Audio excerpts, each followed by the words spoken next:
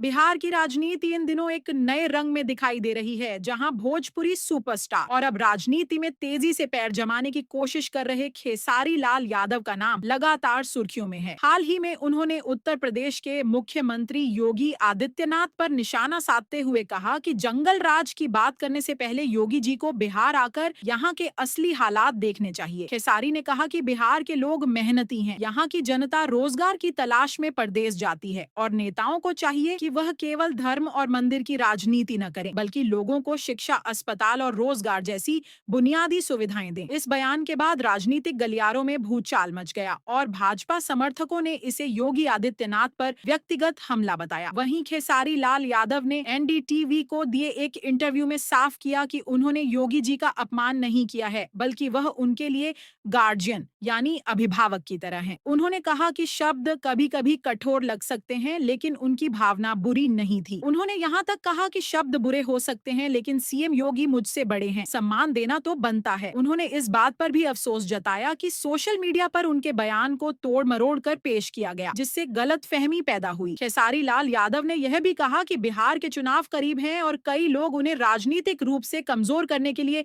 उनकी बातों को तोड़ मरोड़ कर पेश कर रहे हैं। इस बीच योगी आदित्यनाथ के एक पुराने बयान में जब उन्होंने कहा था कि बिहार में फिर से जंगल राज लौट आया है, तो खेसारी ने इसका जवाब देते हुए कहा कि योगी जी को छपरा आकर जनता से मिलना चाहिए और देखना चाहिए कि असली स्थिति क्या है। उन्होंने कहा कि बिहार की जनता को बदनाम करना आसान है, लेकिन यहाँ के लोग रोज मेहनत करके देश की अर्थव्यवस्था में योगदान दे रहे हैं। खेसारी ने सवाल उठाया कि बिहार से इतना पलायन क्यों होता है, क्यों नौजवान रोजगार के लिए महाराष्ट्र, गुजरात, पंजाब या दिल्ली जाते हैं? क्या यह जंगल राज की वजह से है या फिर विकास की कमी की वजह से? उन्होंने कहा कि बिहार में जंगल राज का टैग लगाना गलत है, क्योंकि जनता अब पहले से ज्यादा समझदार और जागरूक हो चुकी है। उन्होंने कहा कि मंदिर जरूरी है, लेकिन अस्पताल भी जरूरी है, स्कूल भी जरूरी है, रोजगार भी जरूरी है, क्योंकि भूख और बेरोजगारी से कोई धर्म नहीं बचा सकता। इस बयान ने सोशल मीडिया पर धूम मचा दी और लोग खेसारी की इस बात की तारीफ करने लगे कि उन्होंने धर्म और राजनीति के बीच संतुलन की बात की। हालांकि भाजपा के कुछ नेताओं ने खेसारी के इस बयान को लोकप्रियता हासिल करने की कोशिश बताया और कहा कि खेसारी फिल्मी मंच से राजनीति में आने की कोशिश कर रहे हैं, इसलिए विवादित बयान देकर सुर्खियों में रहना चाहते हैं। इस पर खेसारी ने पलटवार करते हुए कहा कि अगर सच्चाई बोलना विवाद है तो मैं विवादित हूँ। उन्होंने कहा कि मैं राजनीति नहीं, सच्चाई की बात करता हूँ। जनता का दर्द अगर दिखाना गुनाह है तो मैं बार बार यह गुनाह करूंगा। उन्होंने आगे कहा कि मैं जनता के बीच से आया हूँ, फिल्में भी उन्हीं के पैसे से हिट होती हैं, इसलिए मेरा फर्ज है कि मैं उन्हीं की आवाज बनूं। इसी बीच मुंबई के मीरा भाईंदर इलाके में खेसारी लाल यादव के घर को लेकर एक और विवाद सामने आया, जहां स्थानीय नगर निगम ने उन पर अवैध निर्माण का नोटिस जारी किया। इस खबर ने उनकी मुश्किलें बढ़ा दी और उनके विरोधियों ने कहा कि जो व्यक्ति खुद कानून का पालन नहीं करता, वह योगी जैसे सख्त प्रशासक पर सवाल कैसे उठा सकता है। लेकिन खेसारी ने इसका भी जवाब दिया कि उनका निर्माण पूरी तरह वैध है और नगर निगम से उनका विवाद सिर्फ तकनीकी दस्तावेजों को लेकर है, जिसमें जल्द ही सच्चाई सामने आ जाएगी। उन्होंने कहा कि जो लोग मुझे डराने की कोशिश कर रहे हैं, उन्हें पता होना चाहिए कि मैं डरने वालों में से नहीं हूँ। मैं भोजपुरी मिट्टी से निकला हूँ और मेरे अंदर बिहार की सच्चाई बोलती है। खेसारी लाल यादव का यह बयान न सिर्फ राजनीतिक हलकों में बल्कि आम जनता में भी चर्चा का विषय बन गया है। सोशल मीडिया पर हैशटैग केसरी बनाम योगी ट्रेंड करने लगा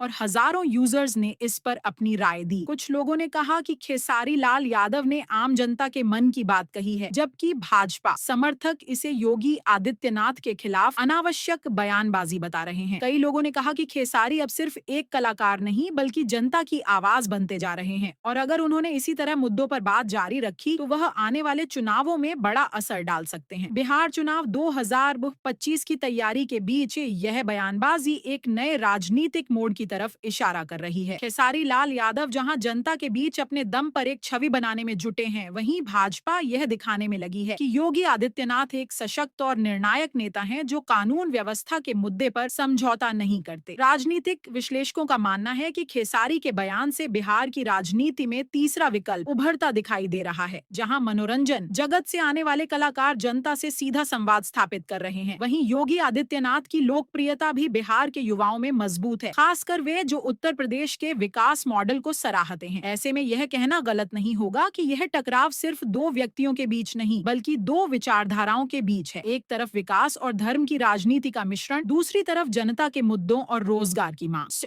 कुल मिलाकर खेसारी लाल यादव और योगी आदित्यनाथ के बीच यह बयानबाजी बिहार की राजनीति को एक नई दिशा देती दिख रही है। जहां एक तरफ खेसारी खुद को आम जनता की आवाज बताते हैं, वहीं योगी आदित्यनाथ प्रशासनिक सख्ती और हिंदुत्व की राजनीति के प्रतीक माने जाते हैं। आने वाले महीनों में जब चुनावी रैलियां शुरू होंगी तो दोनों के नाम फिर से मंचों से गूंजेंगे। एक अभिनेता की बेबाकी और एक मुख्यमंत्री की दृढ़ता आमने सामने होगी। जनता के लिए यह देखना दिलचस्प होगा कि क्या खेसारी अपने बयानों से बिहार के युवाओं को प्रभावित कर पाएंगे या फिर योगी आदित्यनाथ के नेतृत्व में भाजपा अपने विकास और कानून व्यवस्था के मुद्दे से उन्हें जवाब देगी। एक बात तो तय है, यह विवाद सिर्फ एक खबर नहीं बल्कि उस जनचेतना का संकेत है जो अब फिल्मी पर्दे से निकलकर राजनीतिक मंच तक पहुंच चुकी है और जिसने साफ कर दिया है कि अब जनता सिर्फ वादों पर नहीं बल्कि सवालों पर विश्वास करती है। मिलते अगली बड़ी खबर के साथ। धन्यवाद।